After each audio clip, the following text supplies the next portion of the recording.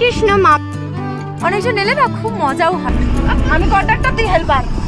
হরে কৃষ্ণ সুধী ভক্তবৃন্দ, আশা করি আপনারা সকলে ভজন কুশলে আছেন। আবার একটি নতুন ভিডিওতে আপনাদের সকলকে জানাই স্বাগত। সকলকে জানাই শুভ সকাল। এখন ওই সকালবেলা 9:30 মতো বাজে। আজকে অষ্টমী, ষষ্ঠীর 2 দিন পর মঙ্গলবার। আমরা চলে যাচ্ছি এখন ক্ষীরভবানী মাতার বাৎসরিক অনুষ্ঠানে। বছরে এই অষ্টমীর দিনেই কিন্তু ক্ষীরভবানী মাতার এই অনুষ্ঠানটি হয়। এমনি তো সারা বছর মন্দির খোলা থাকে, তবে এই দিনটাতে ভীষণ পরিমাণ ভিড় হয়। লালচক থেকে এই গান্ধারবালের ক্ষীরভবানী মাতার মন্দিরে আসতে প্রায় 2.5 থেকে 3 ঘন্টার মতন সময় লাগে। এই তো আমরা চলে এসেছি, এখন হাঁটা পথে যাব। এখান থেকে গভর্নমেন্টের গাড়ি দিয়েছে, কিন্তু বেশ অনেকক্ষণ ওয়েট করতে হবে। যতক্ষণ ওয়েট করতে হবে ততক্ষণে কিন্তু আমরা হাঁটতে হাঁটতে মন্দিরে পৌঁছে যাব। আর এই রাস্তার 2 ধারে সুন্দর এরকম ঝর্ণাবাহিত নালী আছে, বেশ সুন্দর লাগছিল দেখতে ওখানে হাঁসগুলোকে। হাঁটতে হাঁটতে আমরা চলে এসেছি। এখানে এসে ব্যাগ ও আমরা নিজেরাও স্ক্যান হয়ে নিলাম। এরপর যাচ্ছি মন্দিরের ভেতরের দিকে, আর একটুখানি পৌঁছলেই আমরা মন্দিরে পৌঁছে যাব। এরা প্যারেড করছিল।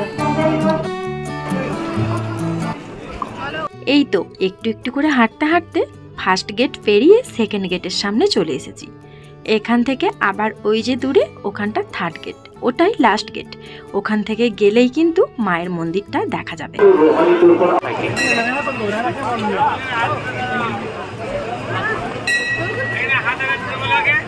এখান থেকে মন্দিরে ডালি কিনতে হয়। আমরা দুধ নিয়ে এসেছিলাম, শুধু ডালিটা কিনে নিলাম।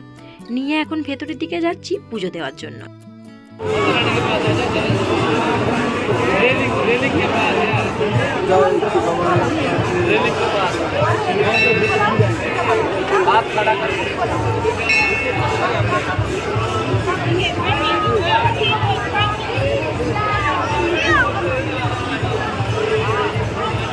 দণ্ডবাদ করো এদিক দিয়ে।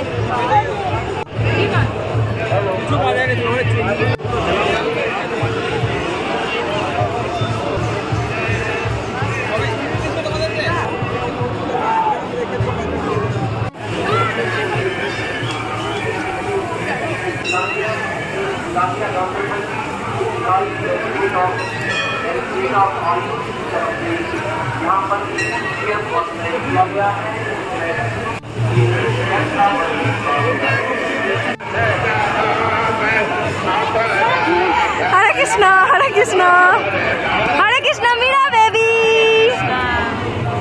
দেখতেই পাচ্ছেন কি পরিমাণ এই কয়েকদিন এখানে মেলা থাকবে। মেলা বলতে এইরকমই পুজো দেওয়া হবে আর কি, আর প্রসাদ পাওয়ানো হবে। আর এই হচ্ছে মায়ের মন্দিরটা। এই যে ছোট্ট করে কুণ্ড আছে, এই কুণ্ডের ওপরেই রয়েছে মায়ের মন্দির। ওখানেই রয়েছে ছোট্ট করে শিলা, সেটিরই নাম হচ্ছে ক্ষীরভবানী। জানেন তো, এই ক্ষীরভবানী মাতা কিন্তু ভীষণ জাগ্রত। এখানে সুতো বা এই লাল ওড়না বা লাল ডুরি বেঁধে দিয়ে গেলে সেই মনস্কামনা পূর্ণ হলে ওটাকে খুলে দিতে হয়, আবার ক্ষীর দিয়ে পুজো দিতে হয়। তাহলে কিন্তু মা খুব সন্তুষ্ট হন। আর আমি আমার ছেলে হবার জন্য এখানে সুতো বেঁধেছিলাম, তারপর ক্ষীর দিয়ে পুজোও দিয়ে গেছিলাম।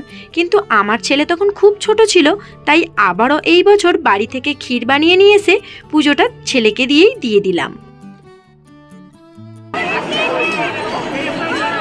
পুজো দেওয়ার পর একটু ঘোরাঘুরি করে ইস্কনের মাতাজিদের সাথে দেখা করে চলে এসেছি প্রসাদ পেতে।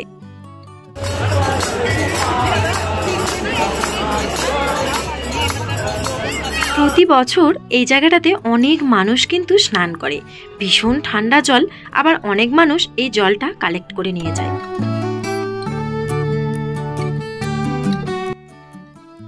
মন্দিরটি একটি গ্রামের মধ্যে। এই মন্দিরের একটি সুন্দর ইতিহাস রয়েছে, আমার পুরনো ভিডিওতে আপনারা সেটা জানতে পারবেন।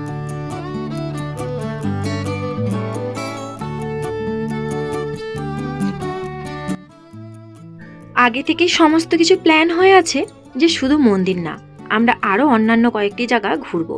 সেই মতো চলে এসেছি।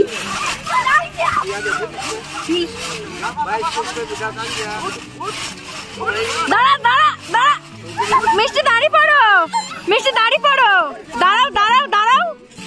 কাট বাবু।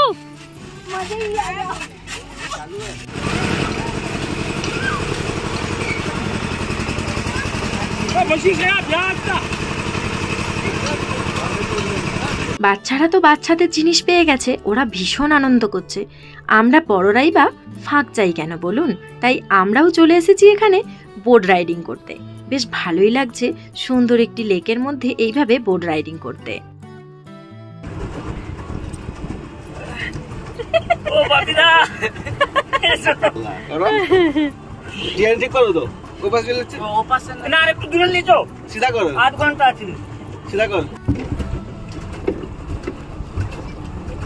দারুণ জিনিস। আমরা এখন আছি মানসবালে। আর মানসবালের এই লেকটা কিন্তু খুব একটি বড় না। আর এই লেকের ভেতরে প্রচুর পরিমাণে কিন্তু জলজ উদ্ভিদের বাস। আর তার মাঝে রয়েছে ছোট্ট ছোট্ট মাছ। অনেক ছোটবেলায় গ্রামের পুজোতে এরকম একটি বোটে চেপেছিলাম। তখন আমার বয়স হয়তো 5-6 বছর হবে, হালকা মনে পড়ে।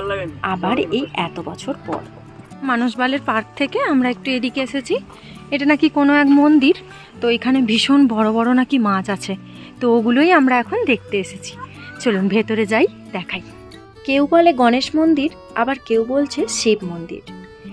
যাই মন্দিরই হোক না কেন, মন্দিরটি এইভাবে পাথর নুড়ি দিয়ে চাপা হয়ে আছে। গভর্নমেন্ট চাইলেই কিন্তু এই মন্দিরটি পুনরায় উদ্ধার করতে পারেন, কিন্তু ওই যে ভয়, জলের ভয়। জলের মধ্যে ডুবে গেছে মন্দিরটি। দেখে মনে হচ্ছে খুবই প্রাচীন, আর বেশ অনেক এখানে মাছ রয়েছে। पहले से ही ऐसा था? पहले आप वीडियो बना रहे? हाँ हाँ, ये पहले ऐसा नहीं, मेरे को लग रहा है कि इसका नीचे भी और मंदिर है। हाँ, होगा होगा होगा होगा होगा, क्योंकि लग रहा है ना उधर थोड़ा मूर्ति दिखाई दे रहा है उधर से।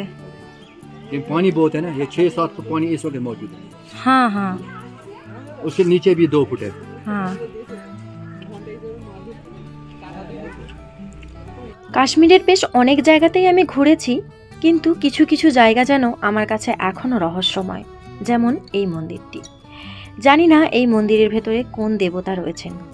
যেই থাকুক, যেন উনি নিজেকে প্রকট করেন। আমরা এখন এখান থেকে চলে যাচ্ছি, যাব অন্যান্য আরও একটি জায়গায় ঘুরতে। দেখা যাক কোথায় যাই। তাই পায়ে হেঁটে যাচ্ছি আমাদের গাড়ির কাছে।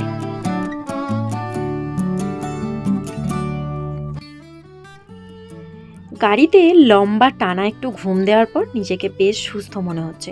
এখন আমরা চলে এসেছি মোগল নিসার গার্ডেনে। এটি ডাল লেকের পাশেই। আর এখানে এসে এত সুন্দর ফুল, আপেল, নাশপাতি দেখে মনটা ভরে গেল। মাম্মাম দেখো চারিদিকটা কত সুন্দর লাগছে।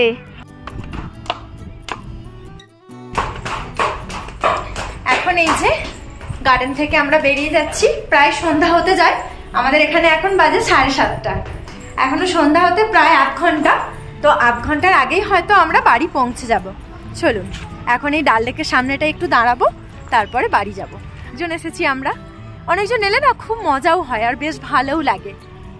এর আগে আমি আপনাদেরকে এই বাগানটা অনেকবার ঘুরিয়ে দেখিয়েছি, তাই আর আজকে ডিটেলসে কোনো ভিডিও করলাম না। জাস্ট একটুখানি দেখালাম। দেখুন কত সুন্দর মেঘে পাহাড়টা ঢেকে গেছে। একটু আগেই কিন্তু ঝলমলে রোদ ছিল।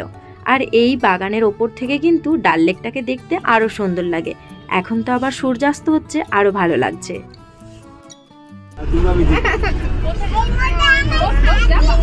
টিকিট কাটবো, দাঁড়া না, তুই কন্টাক্টর, আরে আমাদের জন্য টিকিট দাও। কন্টাক্টর হেল্পার, হেল্পার হেল্পার জন্য হেল্পার। হ্যাঁ আমি কন্টাক্টর, তুই হেল্পার।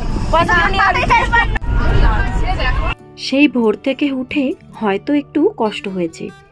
ক্ষীর বানিয়েছি, তারপরে পরোটা আলু ভাজা বানিয়েছি, গোপুসোনাদের ভোগ নিবেদন করেছি, আরতি করেছি, নিজে রেডি হয়েছি, ছেলেমেয়েরা রেডি হয়েছে, এখানে এসেছি, ঘুরেছি। হয়তো একটু কষ্ট হয়েছে, কিন্তু আরও একটি সুন্দর দিন আমার স্মৃতির খাতায় বন্দী হলো।